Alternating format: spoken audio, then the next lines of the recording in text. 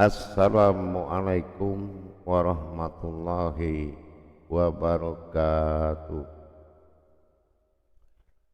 Alhamdulillah,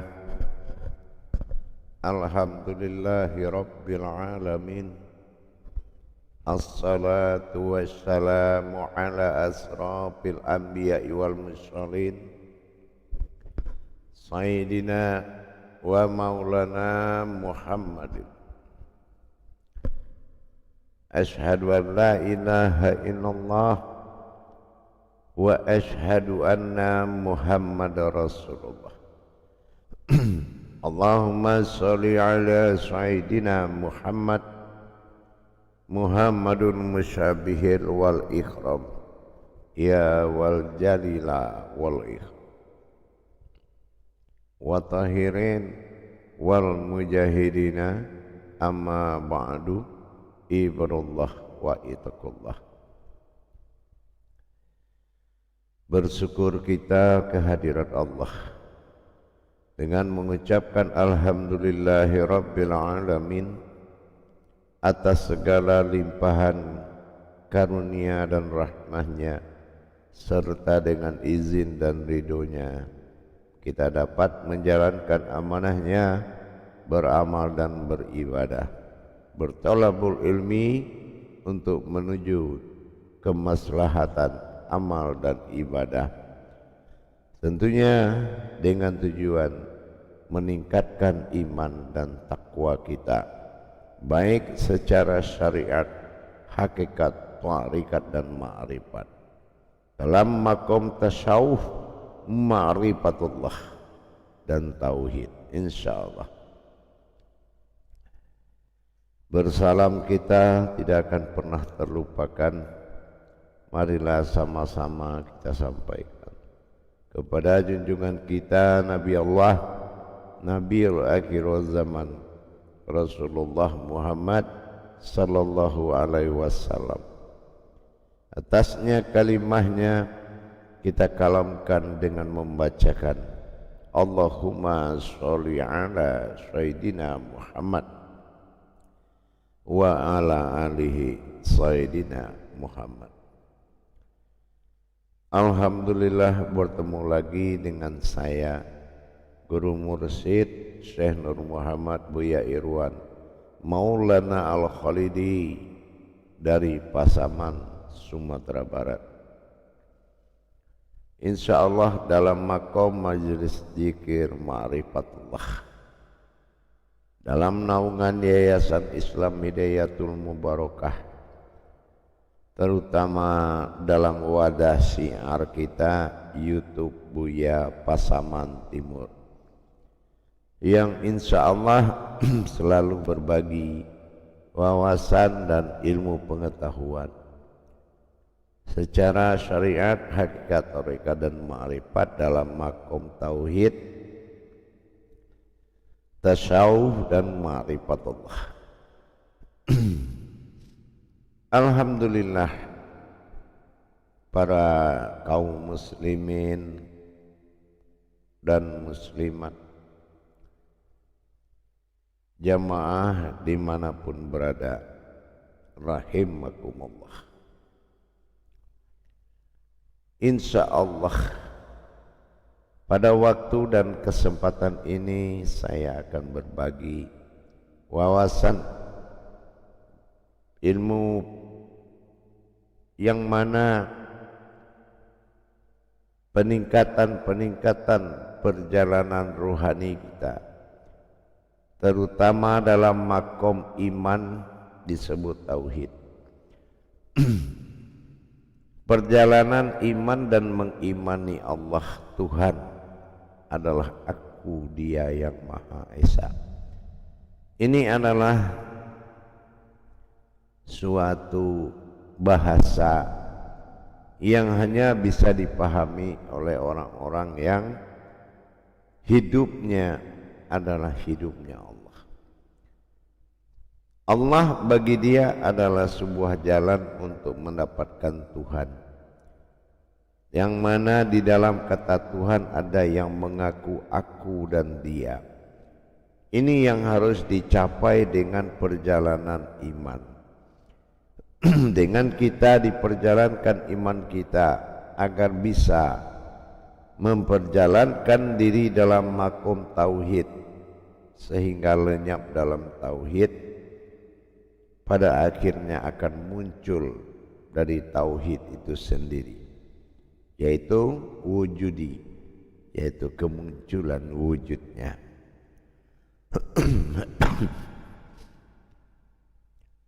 Untuk memahami perjalanan ini perlu kita tahu landasan-landasan, dasar-dasar hakikat yang harus benar-benar mutlak. Dikhawatirkan di dalam pencarian sesuatu yang tidak hilang tapi terjadi pencarian. Ini agak khawatir kita dengan cara perjalanan. Banyak yang mengaku mencari Tuhan, apakah Tuhan itu hilang? Banyak yang mengaku tidak melihat Tuhan, apa memang Tuhan itu tidak terlihat? Nah, itulah satu perjalanan. Seseorang tidak akan pernah tahu tentang apa yang dipertanyakan dari Tuhan kecuali dia menjadi kodrat dari Tuhan itu sendiri.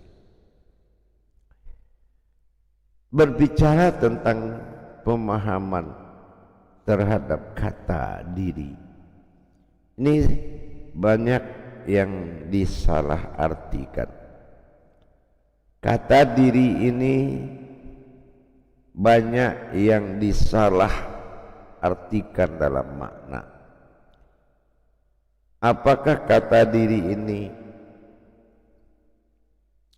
sesuatu atau seseorang yang mengaku punya diri, atau dirinya, atau bagaimana ini? Ini untuk fakta dan aktualitasnya ini kita harus tahu.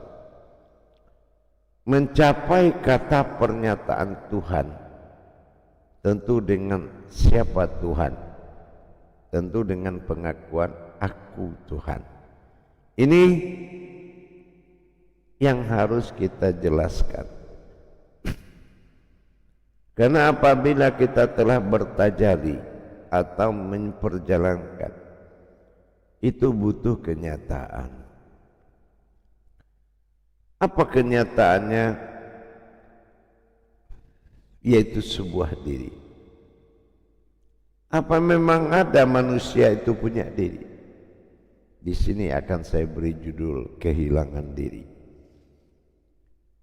Apakah kehilangan seseorang yang mengaku diri, atau memang tidak ada diri itu, atau memang sesuatu yang berdiri? Ini kan harus nyata di mata batin atau dikatakan rububiyah. Kalau rububiyahnya tidak nyata, penyebutan yang tidak bisa dipandang, ini belum dikatakan ma'rifatullah. Kalau kita lihat landasan, barang siapa yang mengenal dirinya, maka dia akan mengenal Tuhannya. Ini adalah himbauan iman. Karena memang tidak boleh langsung suatu kalam syahadah itu disampaikan secara kalam. Contoh, kita mengkaji tentang Tuhan, dan kita tidak boleh ditanya atau menjawab, memang kamu sudah kenal Tuhan? Ini pertanyaan yang tidak boleh dijawab. Tapi sudah ada himbauan dari Allah dalam qudsinya. Barang siapa yang ditanya apakah dia sudah mengenal Allah, maka jawablah dengan mengajak dia mengenal Allah. Bukan menerangkan, tapi mengajak dia mengenal Allah. Tidak boleh dijawab, oh iya saya kenal. Kalau kita jawab berarti kita berkenalan dengan Allah. Berarti Allah beda dengan diri kita dalam hubungan kodrat. Terus apakah memang kata-kata menyembah ini bukankah suatu kegiatan yang dilakukan, pengabdian. Menyembah ini tidak diatur dalam waktu, cuma adabnya diatur dalam rukun dan rakaat. Itu namanya adab. Kenapa? Bi abdihi darajatun fil ilmi. Adab itu lebih tinggi derajatnya daripada ilmu. Dengan kita memahami apa sebetulnya yang dikatakan diri dan siapa diri yang menjadi landasan untuk mengenal Tuhan. Ini diri yang mana? Dasar untuk mengenal Allah. Ada yang mengatakan orang tidak kenal dirinya maka dia tidak kenal Tuhan. Apakah memang manusia itu punya diri? Kalau ada katakan, kan sudah ada fatwa yang disampaikan oleh Allah. Kalau kamu tidak mampu mencari Tuhanmu, cari dirimu, biar kamu juga tahu siapa itu diri dan siapa itu Tuhan. Tapi dalam satu pembuktian, dalam kodrat, tidak ada penamaan keumatan mulai dari sama, basar, kalam, hayat, kodrat, iradat, ilmu. Atau pernah dulu kita menyampaikan dalam kajian, kodrat Allah, kodratnya aku, kodratnya Allah sendiri. Iradat Allah, iradatnya aku, iradatnya Allah sendirinya. Ilmu Allah, ilmunya aku, ilmunya Allah sendiri, sampai kepada bashar. Dan di saat itu dilebur kalam-kalam tadi, la mawjudun illallah, la basirun illallah, la syami'un illallah, la mukhalimun illallah. Semuanya kembali kepada Dia. Al-Haqqullah, diri adalah penampakan. Dengan kita memahami man arafa nafsahu, sudah jelas ada nafsahu. Di sini dikunci dengan kata hu, berarti bukan diriku, tetapi diriku adalah kodratnya Tuhan. Itu adalah qudsi, pernyataan hakikinya dirinya. Man arafa nafsahu wa qad araha rabbahu, barulah dia mengenal Rabbahu. Mungkin enggak seorang umat disebut dengan Rabbahu? Rabb itu adalah kekuasaan atau terkuasa dan menguasai. Hakikat adalah Tuhan. Hu adalah aku. Sudah pasti kalam itu ditujukan kepada pemilik nama itu sendiri.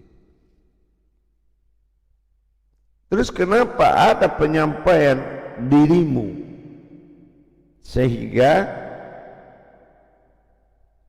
umat menyatakan dirinya sendiri, bukan diri akunya hu. Kalau diri akunya umat bukan hu, tapi hi, ha, hayat yang nyata, ilahi, nas. Jadi peruntukan kata aku pada diri adalah diriku sendiri. Dan disitulah kita mengalami pengabdian, menjaga wujud ini siang dan malam, menghormati dengan tidak menghinakan dengan perbuatan sendiri, memandang dengan indah dan memuji. Itulah diri. sebuah sesuatu yang berdiri, yang kita tidak tahu asal usulnya. Itulah kita. Laksana kita baru lahir, tidak dikenal dari mana dan hendak mau kemana. Inna min wa'ina. Inilah yang dikatakan kemuliaan tadi. Sejauh mana kita melihat wujud diri kita yang dikatakan diri nafsahu atau diriku, dirinya Allah, dirinya Allah, itu disebut dengan aku. Aku melihat diriku, tetapi itu bukan aku. Inilah kata aku pada dia, kata aku pada aku. Nah, ini adalah dalam ketuhanan dan Tuhan. Berbicara tentang pengabdian disebut dengan bahasa ma'bud. Ma'bud ini adalah menyembah. Sebagai umat yang merawat wujud ketuhanan itu adalah dirinya, sampai kepada perbuatan nikmat-nikmat yang dilakukan. Kalau kita mengabdi, bangun tidur, dimandikan, dan itu bukan diriku, itu diri akunya dia. Buktinya semua penamaan diri tidak ada berhubungan dengan keumatan, tapi keumatan dirinya sendiri. Itu betul. Kodrat, iradat, ilmu, sama, basar, kalam, hayat, itu kodrat keumatan dirinya sendiri. Seperti kita melihat mata, itu mataku, tapi aku bukan mata. Itu tanganku, tapi aku bukan tangan. Ini yang dikatakan mengabdi atau menyembah. Tapi kalau tingkat pemahaman terhadap pengakuan terhadap dirinya menjadi diri umat, ini akan terjadi kesulitan.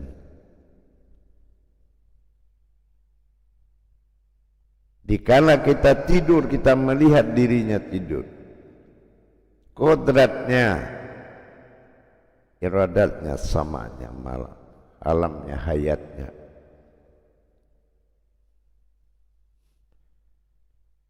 Inilah suatu diri yang disebut salbiyah atau zat yang terlihat. Allah dalam nama. Maka salbiyah tidak boleh ada pengakuan di wujud ini. Kalau ada penamaan manusia atau pengakuan keumatan. Tetapi kalau salbiyah ini sudah berdiri, baru kita tahu siapa nafsahu itu, yang aku itu.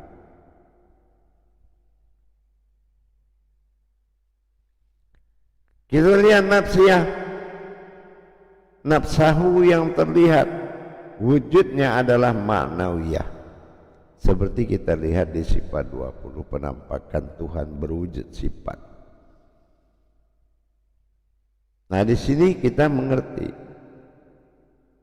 Ternyata kalau kita katakan Tuhan tidak terlihat, ternyata kamu sendiri yang tidak terlihat. Kita katakan Allah tidak berbicara, tidak bersuara, ternyata kita yang tidak punya. Allah tidak menyerupai semuanya, ternyata kita wujudnya yang tidak menyerupai. Siapa? Itulah kodratnya semata yang disebut dengan diriku, atau disebut dengan nafsahu.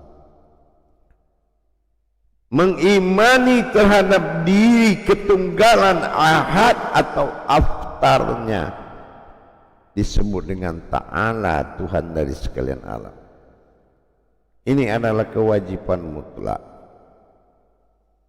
Berbeda dengan kita menyebut usolli kepada tingkat umat, ma'budun alal ma'widun, sembahlah aku pada yang disembah. Berbeda dengan pemahaman ta'alaihim, wujud diri Tuhan. Berbeda sekali dengan pemahaman penyembahan, mengabdi, naik motor. Apa yang kita abdikan kepada Allah? Naik motor. Berikanlah sedekah nikmatnya. Naik mobil, berikan sedekah nikmatnya naik mobil. Tidak ada yang bisa kuberikan ya Allah kecuali nikmatnya. Dan apapun yang kita lakukan suatu nikmat, berikan nikmat itu. Ini pengabdian. Nikmat juga tidur, berikan nikmat tidur. Nikmat juga makan, berikan nikmat makan. Nikmatnya saja. Allah memang tidak makan. Ini yang dikatakan diri. Di diri itu adalah pengakuan mutlak. Nafsahu, jelas naf adalah batinku yang terlihat, disebut diri. Nafa. Jadi dengan kita mengimani wujudnya, maka diajarkan kepada kita mengenal diri, yaitu diri yang mana yang harus kita kenal. Diri yang ada, jangan diri yang tiada.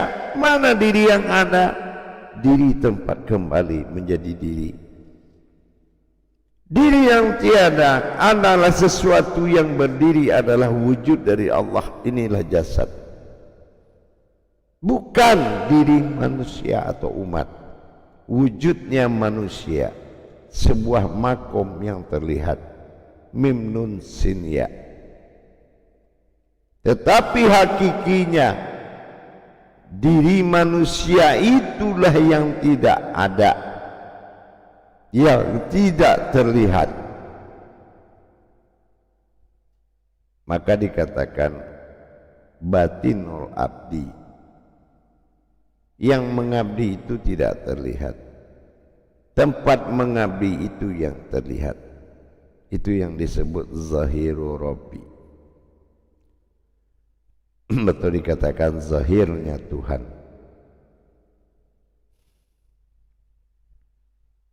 Kalau penempatan terhadap pengenalan diri, kita tidak pahami kalau kita sendiri tidak punya diri.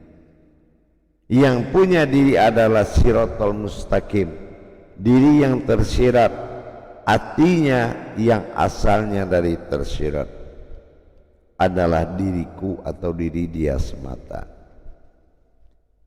Makanya landasan ketuhanan itu tidak bisa lepas kepada diri,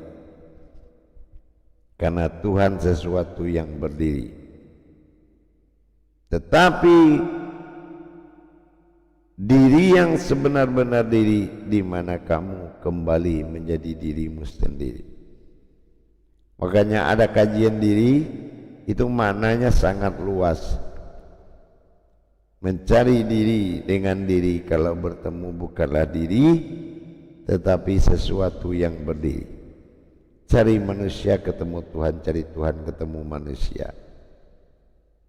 Inilah kedekatan zahir dan batin. Apa kedekatan zahir dan batin? Yang batin itu yang diperlihatkan secara zahir. Zahiru fil batinu. Zahirku adalah penampakan kepada batin. Disinilah fakta dari perjalanan ketuhanan. Kenapa harus berlandaskan kepada diri? Memang diri itulah jawaban. diriku dalam makom ketuhanan dengan diriku dalam makom keumatan itu berbeda. Itu adalah pergeseran derajat pandangan dan rasa. Wujudnya adalah Tuhan. Jemaah yang dirahmati Allah rahimakumullah. Dengan kita merasa tidak memiliki diri, merasa kehilangan diri, maka peliharalah diri, yaitu diri yang didirikan. Didirikan diri Tuhan, dikembalikan dengan sholat Tuhan, tidak ruku, tidak sujud, tidak tahiyat, sholat mayat. Di sini kita harus paham betul-betul mencapai makomatullah itu, makom ketuhanan itu dengan memiliki iman tingkat Tuhan. Imanullah, iman tingkat Tuhan, dia tidak bertanya lagi, tapi dia menerima perjalanan. Ini yang dikatakan iman tingkat Tuhan. Menjadi jalan itu adalah pilihan yang kekal. Jadi dengan kita sudah paham yang disuruh mencari diri bukan diri kita melainkan dirinya, dengan sebutan nafsahu. Sudah pasti nafnya itu syahu, sa itu penglihatan, dilihat nyata, hu itu adalah aku. Berarti itulah orang yang mengenal dan melihat aku, itulah yang akan menerima manfaat. Tapi kalau kita menyatakan batinul abdi menjadi batinullah, itu sudah kesalahan besar. Perwujudan demi perwujudan telah menjadi wujudnya manusia, himpunan dari Tuhan. Adakah pencarian lain lagi kalau memang sudah wujudnya yang berdiri? Dengan itu kita harus betul-betul membuka diri. Man arafa nafsahu wa qad araha rabbahu. Bahkan kalau ini dilalaikan, maka Allah katakan dalam qudsinya, man arafa rabbaha faqad khailan nafsah. Orang yang tidak mengenal dirinya atau diriku, maka dia adalah diri yang bodoh. Faqad khailan nafsah. Dia akan bodoh dan tidak mengenal apapun. Karena itu diri bukan dia akui diriku. Inilah persoalan yang banyak di dalam pengamalan-pengamalan ketuhanan. Pengakuan terhadap diriku dalam makom keumatan itu salah. Kalau mengkaji Tuhan, ya Tuhan itu yang dikaji, tidak ada keumatan di situ. Inilah pokok kebenaran tadi. Kalau kita memang sudah mampu ke jalan seperti itu, melihat tiada itu adalah sesuatu yang ada, melihat jauh itu adalah penampakan terdekat. Apalagi melihat ketinggian, apalagi melihat kejauhan, kedalaman, semua telah terhimpun menjadi diri. Diri yang mustahil bagi akal adalah diri yang ada di dalam diri. Diri yang jais bagi diri, bagi akal, adalah orang yang tidak mampu mengelak atau tidak lari dari kenyataan Tuhan adalah dia. Jadi bukan kita mengenal dirinya, diri kita. Tidak ada kita punya diri. Tidak ada Allah ciptakan ke diri kita, kecuali aku terjadi karena aku jadi. Wa khalaqtuka la'ajalika wa khalaqtu li'adli. Dengan demikian kita akan selalu dapat kemudahan, insya Allah. Jadi bukan mengenal diri kita, bukan mengenal diri yang sudah dinobatkan berwujud Adam berupa Muhammad berzahir Allah. Itu bukan diri manusia. Justru sampai sekarang manusia itu tidak bertemu dengan dirinya. Tetapi diri yang ada di tatapan wajahnya adalah miliknya Allah. Wujudullah. Wujud Allah. Tempat kita mengabdi, tempat kita mengurus dan menyembah. Wasilahnya adalah diri. Dengan demikian tidak ada diri yang bisa dibawa menghadap Allah kecuali dirinya sendiri. Alhamdulillah, mudah-mudahan ada pemahaman dan berguna kalau untuk meningkatkan kesadaran. Dimandikan oleh keumatan, menyirami lembaga ketuhanan berupa wujud, dan ditatap dalam kaca adalah Dia. Umat dimandikan adalah wujudnya, setelah ternyata dilihat adalah Dia dalam satu perjalanan. Itu yang dikatakan hakikat bertuhan. Dengan demikian pemahaman akan selalu meningkat. Petunjuk demi petunjuk yang akan selalu datang. Ingat, agama itu memang sulit, tapi Tuhan adalah kemudahan yang paling kuat. Mudah-mudahan bisa dipahami. Daripada kita merasa memiliki diri, bagus kita menerima pernyataan. Dikala diri ada, maka kita akan kehilangan diri, melainkan dirinya semata. InsyaAllah mudah-mudahan bisa dipaham. Barakallahu ya Karim ya Rahman ya Rahim. Saya Guru Mursyid Syekh Nur Muhammad Buya Irwan Maulana Al-Khalidi. InsyaAllah di lain waktu kita akan kembali lanjutkan pemahaman ma'rifatullah menuju hakikinya. Dari ma'rifat itu adalah sebuah diri yang terlihat dalam waktu yang sesaat. Alhamdulillah, mudah-mudahan bisa diimani. Demikian pertemuan kita pada waktu dan kesempatan ini. InsyaAllah di lain waktu kita akan ketemu lagi dengan wawasan dan ilmu. Barakallahu ya Karim. Akhirul kalam wa billahi taufiq wal hidayah. Assalamualaikum warahmatullahi wabarakatuh.